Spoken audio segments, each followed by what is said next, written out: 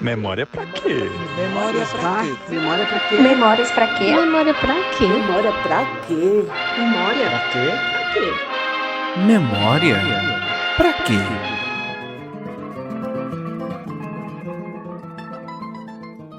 Olá, pessoas! Agora sim, estamos no último episódio da primeira temporada do podcast Memória pra quê? Gente, a gente teve um percurso aí bacana. Eu espero que vocês tenham gostado. Acho que sim, senão vocês não estariam aqui nesse episódio me escutando, né? A gente começou o programa abrindo a mente, né? Com o imortal Ailton Krenak, que com toda a sua generosidade, delicadeza e força, nos provocou a ampliar o horizonte de compreensão do que é a memória. E aí tivemos também com o Paulo Endel e a Disse Kaigang falando sobre a memória nessa dimensão social. Eles trouxeram os exemplos de memoriais, desse trabalho de ativação, né, da memória para o coletivo. Falamos também com a Letícia Mazucchi, com o Márcio Seligman Silva, sobre a importância, por que danado a gente precisa ficar lembrando e recordar passados traumáticos, né? E aí, no contexto desse projeto que eu inventei de fazer esse podcast, né, que é uma pesquisa sobre o 8 de janeiro, tivemos as ilustres presenças das queridas companheiras Inês Virgínia e Manolita Hermes, que falaram sobre essa rapidez com que o Brasil reagiu e já se levantou para preservar as memórias sobre o atentado à democracia no dia 8 de janeiro. Falamos também sobre patrimônio cultural, quais são esses principais instrumentos de preservação, e aí ampliamos esse escopo de preservação falando sobre museus. Aí recebemos a presidenta do Instituto Brasileiro de Museus, Fernanda Castro, e também a Maria Luísa Ortiz, uma das coordenadoras do Museu da Memória e dos Direitos Humanos do Chile. E nesse episódio, a gente falou bastante sobre esse universo dos museus aplicado à defesa dos direitos humanos, né? Partindo da premissa de que todos os museus deveriam ser museus de direitos humanos, né? Não só os museus que trabalham com temas específicos de violações, de defesa da democracia. Conhecemos um pouco desse trabalho excepcional que é feito na região, né? O Museu da Memória e dos Direitos Humanos do Chile. A Fernanda trouxe aí uns spoilers, né, do nosso projeto nacional de criação do Museu da Democracia Brasileira. E finalizamos essa temporada de entrevistas com duas pessoas que eu admiro muito, que é a Gigi Joseph, da Coalizão Internacional do Sítio de Memória e Consciência, e o meu querido professor Ricardo Vinhas, da Universidade de Barcelona, em que a gente conversou um pouco sobre essa memória para nunca mais, né? Essa consigna nunca mais que a gente escuta tanto, sobretudo quem pesquisa sobre temas da ditadura, de passados traumáticos em geral. E tem um jargão popular também, né? Quem nunca ouviu uma pessoa mais velha dizendo assim: menino, lembra disso, que é para não repetir.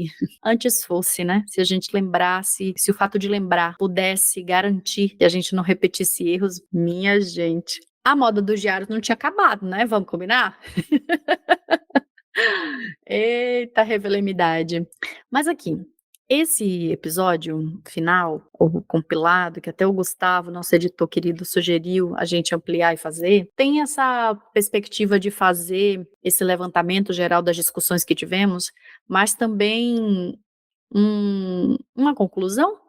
Não sei se é uma conclusão, mas eu queria compartilhar um pouco com vocês sobre essa pesquisa que eu desenvolvi como catedrática do Cala Center na Universidade Federal de Minas Gerais e sobre essa relação da memória para a defesa da democracia, para os direitos humanos, que é um tema que eu tenho trabalhado muito desde que me formei como historiadora lá na Universidade Federal da Paraíba. E eu queria começar essa minha reflexão lendo para vocês um texto que eu publiquei num jornal A União, na coluna As Janelas da História, da Fundação Casa Américo, um texto que chama assim: Essa menina democracia seria uma mulher paraibana? E aí eu peço licença para vocês para fazer essa leitura. Carismática, forte, sedutora e que acolhe. Nasceu para ser como o sol e brilhar para todos.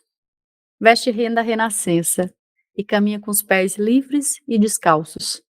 É uma jovem aventureira, mas sabe que seu destino revela um ato contínuo. Por isso, todo dia, trata de aproveitar cada segundo que move seus caminhos. Seu parto foi sofrido, difícil. Perdurou por 21 anos nos corredores do hospital Pátria Não Livre. A sala de parto ficou cheia de sangue. Muitas enfermeiras, enfermeiros e Douglas, que ajudaram no nascimento da menina, não puderam conhecê-la. A via de parto não foi a sonhada por sua mãe, mas foi a possível para que ela nascesse saudável. Herdou todos os paninhos da sua irmã mais velha, a Anistia. Era um enxoval de algodão colorido, puro, costurado por muitas tias. Seu nascimento foi um dia de muita festa. Nas casas todos sorriam, e nos quartéis alguns choraram. E até do estrangeiro veio gente para reencontrá-la. Nascida em 1985, ofereceu seus primeiros passos a um país cheio de medo e desigualdades. Os artistas ainda não se sentiam seguros para criar livremente. Aos poucos, as cores voltaram a colorir as cidades. Com esse sopro inicial de liberdade, as notícias começaram a chegar nas salas das casas, nas calçadas, e nos bares a dose podia ser acompanhada de qualquer comentário político, sem ocorrer nenhuma prisão por isso. Depois que ela chegou, muita coisa foi transformada. Corajosa e valente, a menina é filha da resistência. É ainda muito jovem, mas sua mãe tem a esperança de que ela conserve o ímpeto juvenil, aquele que os jovens têm, utópico, de transformar o mundo, de torná-lo menos desigual. Com pele escura, de legítima cabocla, conserva um cravo ao lado da orelha, a adornar seus cabelos soltos e encaracolados. Bem sabe chegar em qualquer lugar e cativar cada espaço com seu completo desembaraço. Tem estatura média, mas cresce a olhos vistos sem precisar se exibir. A menina, a cada dia, vê-se transformada em mulher fêmea, e do litoral ao sertão, quer alcançar a todos com suas garantias de liberdade e proteção. Ela veio para trazer a verdadeira segurança nacional.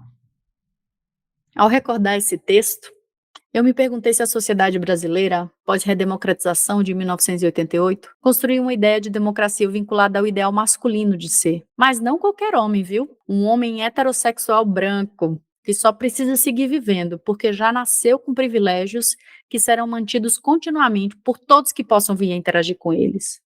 Ao reconhecer a essência feminina da democracia como mulher, nesse texto que li para vocês, eu me deparo com a análise visceral de um ser que sangra mensalmente, que cria outros seres e coisas, que precisa ser vigilante, pois ao passo que carrega fortalezas, tem também fragilidades. Essa mulher, a democracia brasileira, é uma jovem em formação e precisa de uma sólida rede de apoio para o seu desenvolvimento e para o fortalecimento da sua identidade. E aí quem está ouvindo agora e tem filhos, sabe a importância de uma rede de apoio para um casal, para uma mulher puérpera. Nos últimos anos, temos assistido no Brasil uma evocação contínua das memórias da ditadura. Evocação, chamamento, reivindicação que tem marcado essa geração contemporânea. Eu não consigo esquecer, por mais que eu me esforce, de uma foto que estampou jornais em 2016 de uma senhorinha com os cabelos todos brancos em frente ao Museu de Arte de São Paulo, MASP, durante uma manifestação na Avenida Paulista, em São Paulo, segurando um cartaz que dizia, aspas, Dilma, pena que não te enforcaram no doicode, fecha aspas. Qualquer comparação entre a ditadura militar e a democracia brasileira só pode partir de quem não dá valor à democracia brasileira. Eu tinha 19 anos, eu fiquei 3 anos na cadeia e eu fui barbaramente torturada, senador. Os cartazes, infelizmente, não eram só delas, eram de vários brasileiros e brasileiras que estavam nas ruas pedindo intervenção militar. Como pesquisadora da ditadura brasileira, eu registrei muitos testemunhos de vítimas que viram os piores momentos e dias de suas vidas nesse centro clandestino de detenção, o DOI-CODE. Esse é o lugar onde o jornalista Vladimir Herzog foi assassinado. Os agentes da ditadura tentaram montar uma foto falsa para emplacar a tese de suicídio do jornalista. Foto que não prosperou, nem mesmo durante o regime ditatorial. Notícias sobre os cidadãos brasileiros vestidos com as cores da pátria pedindo intervenção militar nas ruas e também no ciberespaço tem sido muito frequente. Tanto que vale a pena questionar se de algum modo nós brasileiros não estamos normalizando e nos acostumando a conviver com as ameaças à democracia. Há uma metáfora que pode ser percebida como um ditado popular, uma historinha do sapo na panela. Vocês já ouviram? A história diz que, ao lançar o sapo numa panela e colocar água para ferver, o sapo vai pouco a pouco gastando sua energia para adaptar o seu corpo à temperatura da água. E aí, quando a água ferve, o sapo já não dispõe de energia suficiente para pular para fora da panela, pois gastou todas as suas forças tentando ajustar a temperatura do seu corpo à água, que só aumentava a temperatura. Eu fico pensando se o povo brasileiro, as autoridades e os diversos meios de comunicação têm despendido tanta energia, sobretudo na última década, regulando a temperatura do corpo social da democracia brasileira. O problema é que a temperatura da água segue sendo cada vez mais aquecida. Será que a gente está como esse sapo do conto popular, normalizando e naturalizando os pedidos de intervenção militar? Por que a gente não reagiu, enquanto sociedade? Há tantos acampamentos antidemocráticos espalhados no Brasil. Há tantas ameaças iminentes à democracia brasileira ao longo de todo o país, desde o resultado das últimas eleições, no dia 30 de outubro de 2022. De acordo com o relatório do Ministério da Defesa do atual governo, foi registrado que aproximadamente 43 mil pessoas ficaram acampadas em frente aos quartéis do Exército em diversos estados do Brasil, desde o fim do resultado das eleições no último dia 30 de outubro de 2022. É um ambiente muito complexo e significativo para ignorar deliberadamente. Foi um ambiente de convocação, diversos acontecimentos que foram paulatinamente sinalizando uma intenção real de interromper o processo democrático no Brasil, não respeitar o resultado das eleições. E o que vimos foram uma sucessão de atos terroristas. Eu considero que não só o dia 8 de janeiro foi um atentado terrorista. Vários acontecimentos precederam esse ápice, vamos dizer assim. Queria lembrar para vocês que no dia 12 de dezembro de 2022, no dia da diplomação do atual presidente, Luiz Inácio Lula da Silva, em Brasília, teve várias explosões e a tentativa de invasão à sede da Polícia Federal. No contexto da diplomação do Lula, vários atos antidemocráticos ocorreram na região central da capital federal, em frente ao Congresso, no aeroporto internacional, em shoppings, na esplanada dos ministérios, no hotel, na frente do hotel em que estava hospedado o atual presidente e o vice. Esses atentados foram crimes contra a democracia, contra o sistema eleitoral brasileiro. Não foi só uma manifestação de repúdio à instituição policial ou ao presidente eleito. O que a gente viu foi uma cobertura nos meios de comunicação que passavam a ideia de que atos de vandalismo, intolerância política ocorreram em Brasília, não efetivamente crimes contra a democracia, Nas vésperas do Natal, no dia 24 de dezembro de 2022, outro ato antidemocrático foi realizado na capital federal, uma tentativa de explosão à bomba próximo ao aeroporto de Brasília, O artefato ele foi instalado em um caminhão-tanque perto do aeroporto e 2 responsáveis pelo atentado foram presos e condenados.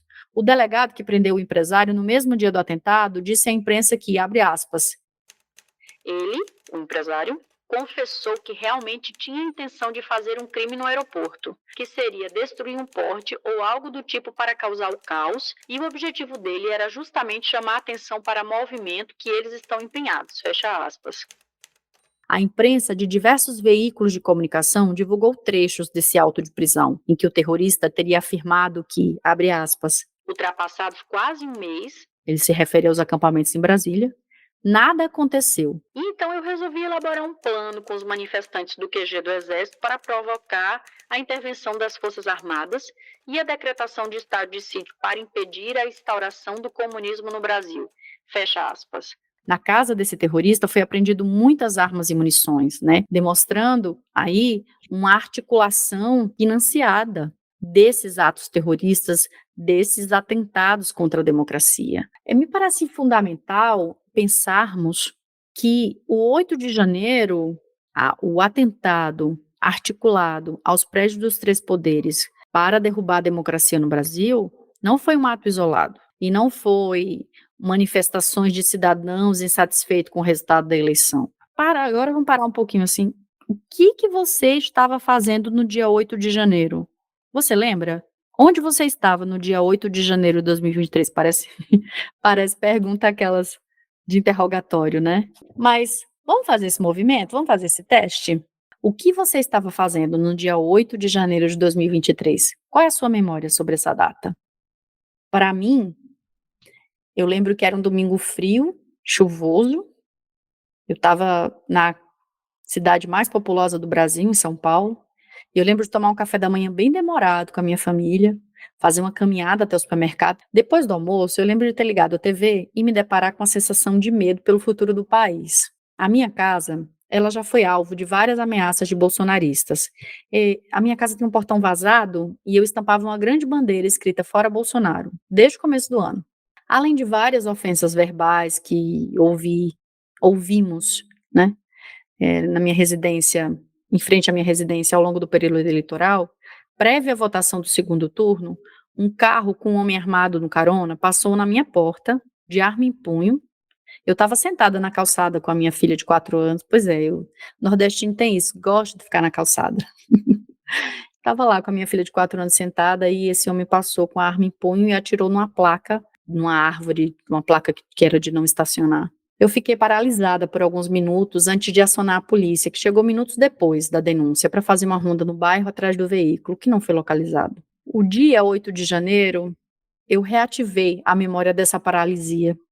Mas desta vez eu não tinha onde denunciar. Não me restava nada além de ir para as redes sociais e dizer: isso é terrorismo, isso é crime contra a segurança nacional. As primeiras notícias sobre a invasão dos prédios públicos começaram a ser vinculadas no meio da tarde daquele domingo. E o mundo todo esteve atento ao que acontecia no Brasil. Qual era o destino da democracia brasileira? O que ocorreu em 8 de janeiro de 2023 foi um ataque à democracia.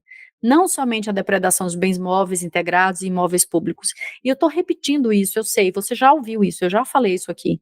Mas é preciso escrever uma história que não amenize os fatos. Não foi vandalismo, foi terrorismo.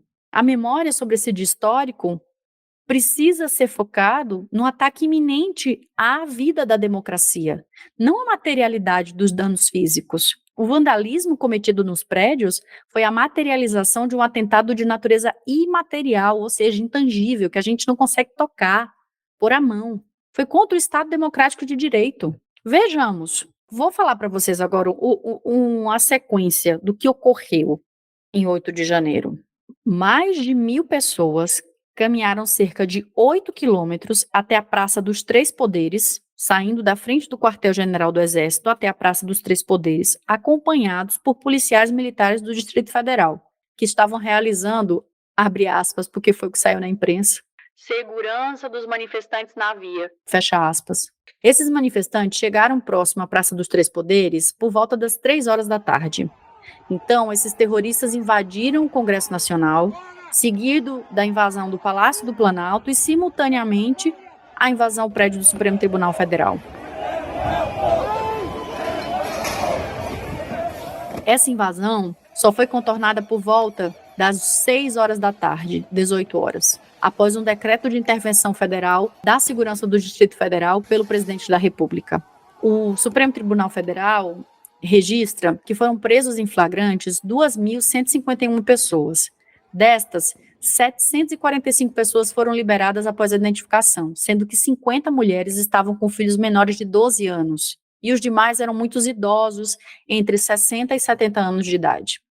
Foram abertos 7 inquéritos para apurar e responsabilizar os culpados pelos crimes de incitação pública ao crime, associação criminosa, dano qualificado, abolição violenta do Estado de Direito e golpe de Estado. Os inquéritos foram contra parlamentares que participaram dos atos, financiadores, autores intelectuais, executores materiais e contra as autoridades do Distrito Federal também.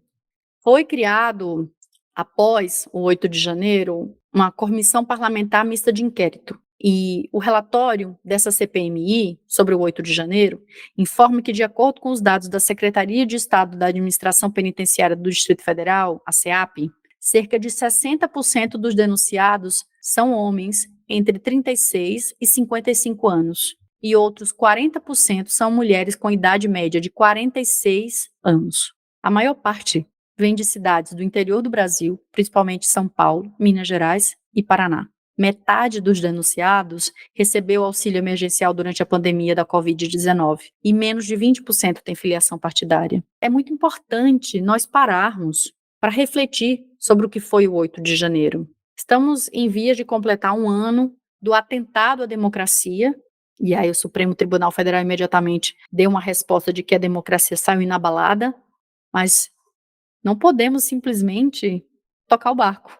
sem analisar o que aconteceu. Imediatamente circulou na grande mídia, na grande imprensa internacional, uma comparação ao que ocorreu nos Estados Unidos com a invasão do Capitólio e ao que ocorreu na Alemanha também. Várias configurações de análises falando sobre fascismo transnacional.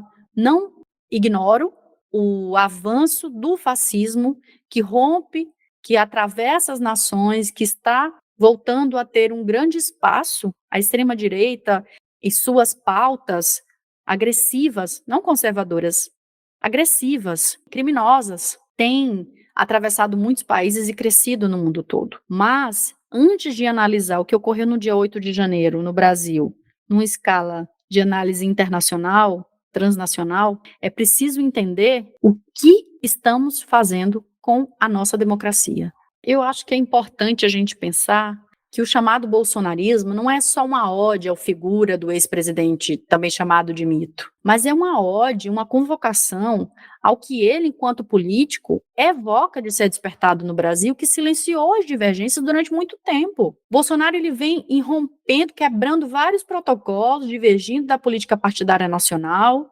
conduzindo brasileiros e brasileiras a perderem o constrangimento público de se posicionar a favor de censura, de violências contra pessoas LGBTQIA+, de condenação sem provas jurídicas, entre várias outras violações. Mas o que eu quero chamar a atenção de vocês é que é importante pensarmos que o que ocorreu no Brasil no dia 8 de janeiro é consequência de algo muito maior que uma divergência político-partidária entre apoiadores de Bolsonaro e de Lula. Foi um atentado à democracia. E, nesse sentido, temos um grande desafio aí de discutir e socializar o que é política no Brasil, separando política partidária de partidarismo, que é tão arraigado no imaginário social nacional, como sendo a mesma coisa, são coisas diferentes. Alhos e bugalhos. Esse entendimento, inclusive, é incentivado por muitas autoridades públicas. Mas política, gente, influi no preço do pão que tu come todo dia, na luz que está oscilando, na água que dá 8:30 da noite em São Paulo, muitos bairros, não tem mais água.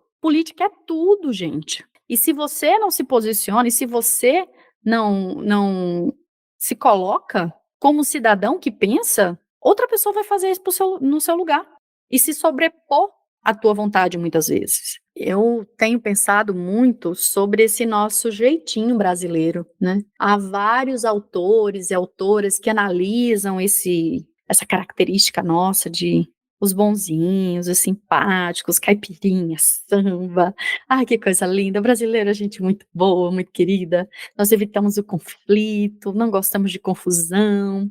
Depende da confusão, né? Né? Mas isso não tem sido bom para a nossa democracia. Conflitos fazem parte da vida em sociedade, da vida no coletivo. A gente precisa naturalizar isso. Naturalizar e reconhecer a existência de divergências.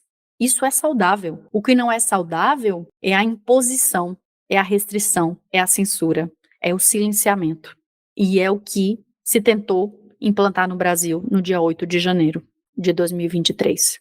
E a resposta foi imediata. Os poderes públicos se uniram. Eu fiz uma análise dos principais meios de comunicação, dos jornais mais importantes nas 5 regiões do Brasil. E analisei as capas dos jornais das 5 regiões, Norte, Nordeste, Sul e Sudeste e Centro-Oeste. E nos dias 9 e 10, o chamamento e a divulgação era clara. Os ataques terroristas não prosperaram. A democracia saiu fortalecida, os poderes se uniram, os estados, os governadores se uniram para fortalecer a democracia. E, imediatamente, o governo federal diz que será criado um museu para tratar sobre o tema, né, que nós abordamos em um dos episódios, com a participação da Fernanda, do Ibram. Falamos também sobre a campanha do STF, Democracia Inabalada, com a participação da Manuelita Hermes, falando sobre a criação dos pontos de memória, desse movimento, dessa campanha pública em torno de preservar e fortalecer essa memória da democracia. Mas, e aí não só pensando no 8 de janeiro, mas pensando nesse enfrentamento do brasileiro aos temas de passados violentos, de traumas, como a ditadura, como a escravidão, como várias outras violências que temos pouco a pouco começado a enfrentar no Brasil, a gente percebe que tem essa alcunha de a memória salvadora, de a memória para o nunca mais, de lembrar para não repetir. E como nós vimos no episódio anterior, na conversa com a GG e com o Ricardo Vinhas, é que é muita responsabilidade para a bichinha da memória, né? A memória, ela não pode ter esse peso de salvação, porque seu papel não é salvar nada. Ela não consegue evitar que novos crimes de lesa humanidade voltem a ocorrer. A recordação e a informação sozinhas, elas tampouco são suficientes para gerar consciência, gerar empatia. A situação que nós chegamos no Brasil, culminando com os atos terroristas de janeiro de 2023, não foi falta de memória. O Brasil inteiro sabe o que foi uma ditadura. A ditadura de 1964, que ano que vem completa 60 anos, e aí a gente vai ter uma temporada do podcast Memória pra Quê específico sobre essas memórias da ditadura. O Brasil sabe, o brasileiro, a brasileira sabe o que foi a ditadura de 64. Nós vivemos durante o governo Fernando Henrique Cardoso, os 2 governos do Lula, o governo e meio da Dilma, várias ações, políticas públicas de memória que preservaram, que comunicaram, que reescreveram a história oficial e disseram em preto e branco o que foi a ditadura. Quando as pessoas vão para a rua pedir intervenção militar, não é por ignorância do que foi a ditadura. O contrário. E aí eu chamo a atenção de vocês para o que disse a Inês Virgínia na sua participação. A memória, os instrumentos de preservação da memória e do patrimônio, elas não são usadas só para defesa dos direitos humanos, também para o ataque aos direitos humanos, né? Eu estou fazendo esse paralelo de que a memória seria uma mulher, né? Eu abri a minha intervenção aqui fazendo uma leitura poética sobre a menina democracia.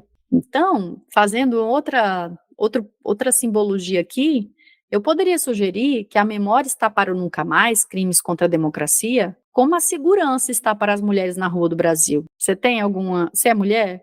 Ou você tem uma irmã, uma tia, uma amiga, uma prima, uma mãe, que volta do trabalho tarde da noite e passa por alguma rua não tão iluminada? Como que ela se sente? Como que você se sente? A segurança para as mulheres na rua do Brasil existe em parcela, mas não garante que novas violências, cada vez mais graves e criativas, voltem a ocorrer. A memória para o nunca mais é a mesma coisa. Ela não consegue garantir nada. Então, para que serve a memória, né, Ana Paula? Ana, memória para quê? Agora é a minha vez de perguntar para mim mesma, né? Preservar a memória do 8 de janeiro, na minha leitura, é impulsionar uma cultura que atue para o fortalecimento de uma identidade nacional que reconheça e valorize a força da democracia no Brasil. E aí eu chamo para a roda o Paulo Freire, né? Ativando uma esperança do verbo esperançar, um esperançar de que as instituições democráticas foram e são fortes o suficiente para resistir a uma tentativa de golpe de Estado. E aí, nessa perspectiva, a memória, ela atua como um elemento importante para a identidade democrática nacional. E aí, eu peço a licença poética mais uma vez para dizer que a democracia brasileira, essa menina, mulher, após o 8 de janeiro de 2023, ela adquire uma espécie de atestado de maioridade. Sabe aqui em São Paulo o povo fala, como que é que vocês falam? Tirar carta. Lá no Nordeste a gente fala habilitação, né? Vou tirar minha habilitação para condutor de veículos, né? E isso só pode ser feito com uma idade de maior de idade, né? Com os 18 anos. Caso a democracia brasileira foi preciso mais de 18 anos, né? Para que ela mostrasse e exibisse a sua declaração, o seu atestado de maioridade. A memória, ela pode ser um elemento importante para o processo de responsabilização por crimes contra a democracia, contra os direitos humanos, mas ela também pode atuar como uma função de reparação social. Isso porque a gente pode operar com a memória de modo coletivo, facilitando, ativando um processo de empatia e coesão social, inclusive inspirando a defesa de outros direitos contemporâneos, que devem ser novos e sempre diferentes, nas lutas sociais, porque tudo se transforma, inclusive a memória. Eu fiquei pensando muito sobre o que falar para vocês de fechamento dessa temporada, né? E eu devo dizer que eu sofri muito, muito, assistindo às audiências públicas da Comissão Parlamentar Mista de Inquérito do 8 de janeiro. Especialmente o dia da votação foi muito difícil, foi extremamente doloroso. Como uma pesquisadora mulher, assisti a senadores e deputados aos gritos, agredindo verbalmente a parlamentar que concluiu sua relatoria, sugerindo o indiciamento de Jair Bolsonaro e muitos outros mentores intelectuais e criminosos materiais do ataque do 8 de janeiro, tem, em parte, origem nessa nefasta cultura antidivergência que temos no Brasil.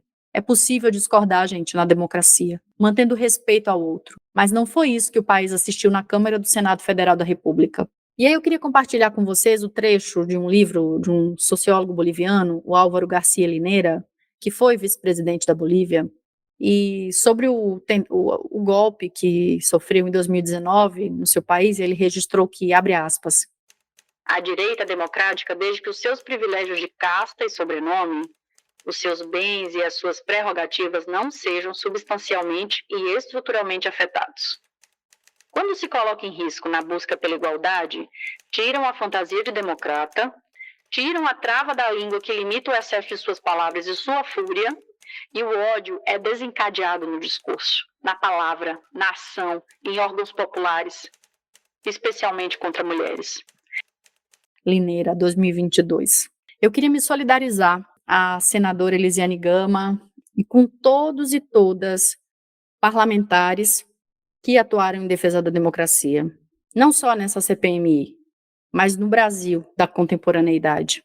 Eu queria finalizar essa reflexão com vocês, sugerindo que possamos passar a olhar de frente para as realidades dos conflitos e das disputas de memórias, ativando sempre de frente essas questões, continuamente no presente. Acho que assim a sociedade pode ganhar mais em termos de fortalecer a democracia e a defesa dos direitos humanos. A memória pode incomodar, e tudo bem. Esse incômodo gerado, ele também democratiza as discussões sobre um passado e sobre o presente, até mesmo sobre narrativas de violências e traumas sociais. É preciso conceber a memória sempre como algo existente no presente, e assim, ela pode unir gerações nesse processo de reflexão sobre o passado e sua vinculação ao atravessamento no contexto contemporâneo. A memória pode conectar pessoas, naturezas, tempos, sentimentos. E a lista segue, gente. Eu queria finalizar mesmo, agora é real, hein?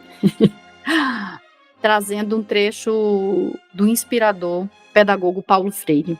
Mais uma vez trazendo à tona o esperançar. Abre aspas. É preciso ter esperança, mas esperança do verbo esperançar. Porque tem gente que tem esperança do verbo esperar. E esperar do verbo esperar não é esperança, é espera. Esperançar é se levantar. Esperançar é ir atrás. Esperançar é construir. Esperançar é não desistir. Esperançar é levar adiante. Esperançar é juntar-se com outros para fazer de outro modo. Paulo Freire, 1992, obra Pedagogia da Esperança. Memória para conectar pessoas, naturezas, tempos, reflexões, valores humanos, sentimentos. Memória para lembrarmos que somos gente.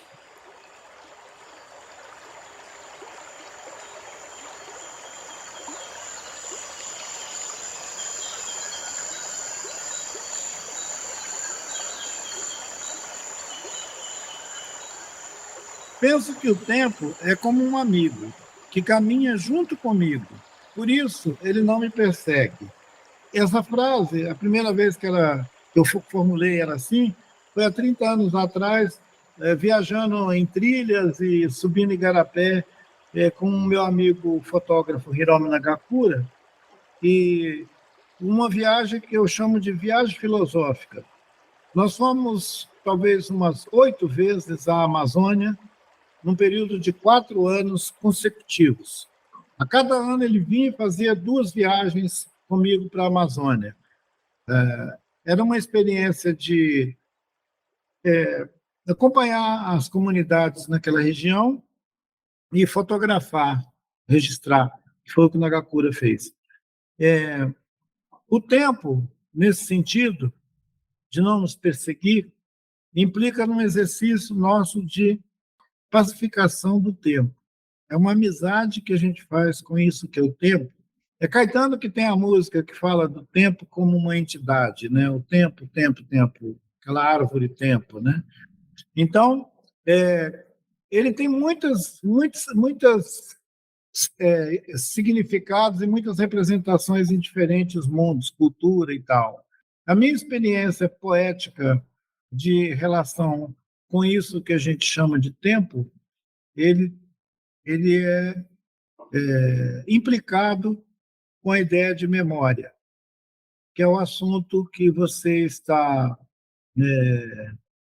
digamos, não desenvolvendo, mas é o assunto que você está observando de dentro. Essa ideia de observar de dentro, observar o tempo de dentro, é diferente de correr do tempo, é ficar dentro dele, dentro. Tem a ver com essa disposição de enfrentar a adversidade, enfrentar as ameaças, sejam ameaças reais, né, como essas mudanças climáticas que podem desaparecer com alguns pedaços do planeta e a gente junto, essa ideia de uma extinção, né, em massa, tudo isso abisma o espírito das pessoas e acelera também um outro fenômeno, digamos, fisiológico, que é a pressão que essa experiência de viver um mundo totalmente caótico está produzindo nos indivíduos, que é o adoecimento. Um desses adoecimentos está afetando diretamente isso que nós chamamos de memória, seja com as enfermidades que vão se diagnosticando, né? Agora tem uma opção de diagnóstico. Parece que a Organização Mundial da Saúde considera que cresceu enormemente o diagnóstico do que chamam de sofrimento mental. Sofrimento mental é uma palavra que não teria sentido no começo do século XX, meados do século XX, não teria sentido você dizer que alguém tem sofrimento mental. E as pessoas podiam ter qualquer tipo de distúrbio, alguma perturbação, mas não como uma doença social. Nós estamos vivendo um mundo agora em que o sofrimento mental ele é experimentado em qualquer lugar do mundo. Quer dizer, desde alguém que está num país rico da Europa ou nos Estados Unidos, ou alguém que está vivendo na borda do planeta, o sofrimento mental ele já nos afeta agora como um campo de energia que se move na biosfera do planeta. Ninguém vai ter coragem de chamar ele de um vírus, porque ele não tem essa materialidade, sei lá, mas ele está afetando de diferentes maneiras bilhões de pessoas no mundo inteiro, Ana Paula. E talvez ele esteja nos pondo diante de uma questão se a gente pode continuar naturalizando a expressão memória como faziam os nossos avós. Eu nem vou falar nossos antepassados remotos, vou falar dos nossos avós, porque quando você fala de avô e avó, você recua 100 anos, não é isso? A gente recua ao começo do século XX. Então, memória de lá para cá passou por uma série de alterações tão grande que a gente já tem a memória digital. Eu já me emocionei, você sabe que eu me emocionei porque você falou do tempo? E eu, hoje, com 34 anos, eu posso dizer que eu me reconciliei com o tempo. Porque meu sonho de criança era ser velha, meu sonho de criança era ser adulta. E minha mãe dizia assim, esse é um sonho muito barato, minha filha, de se ter. Eu disse, não, é caro ser velha, é caro envelhecer. Mas envelhecer bem, né? Então, e como eu eu tenho uma origem, meus pais se apertaram muito financeiramente na vida, a gente trabalhava no mercado público lá de Santa Rita, que é uma cidade do interior da Paraíba. Eu sou a primeira da família materna a ir para a universidade, enfim, meu sonho de menina era ganhar dinheiro, correr muito, muito, muito, muito para melhorar a vida da minha mãe, dar uma qualidade de vida para ela. Meu sonho para ela era comprar um sítio para ela. E aí, um dia, a gente estava sentada lá no interior dela, que é uma área que até hoje ainda não tem água encanada, E eu disse, mãe, qual é o seu sonho? E aí ela olhou pra mim, qual é o seu maior sonho? Assim, a coisa que você mais quer fazer na vida. E minha mãe era obesa. E ela disse, meu maior sonho é sentar no chão. Eu disse, cacete, eu correndo tanto. Nem uma doida. Seu maior sonho é sentar no chão. Vou chamar os vizinhos tudo agora, a gente vai realizar esse sonho. E aí ela sentou no chão e a gente, botei minha filha, eu, ela. E foi muito lindo, assim, e é a memória mais forte que eu tenho, sabe, assim. E depois que ela morreu, eu perdi toda a aceleração. E eu demorei um tempo para elaborar meu luto, e quando eu elaborei, eu me reconciliei, eu, indivíduo, com o tempo. E hoje a memória é a minha aliada, é uma das minhas armas. Tchá, tchá! Ai, que coisa boa, querida.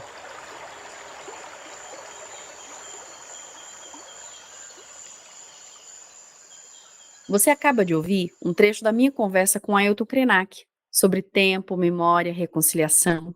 Esse papo rolou pouco antes de começarmos a gravar a Vera mesmo o primeiro episódio. E trazê-lo para cá, para compartilhar com vocês, é parte da minha honestidade intelectual. É o meu jeito de responder a pergunta, memória para quê? E também é a maneira que eu encontrei de dizer que essa resposta é muito individual, muito particular. Na esperança que você possa fazer essa pergunta para você mesmo e encontrar a sua resposta, eu me despeço agradecendo a um monte de gente que ajudou a que esse podcast chegasse até você. Porque como bem disse o Emicida, tudo que nós tem é nós.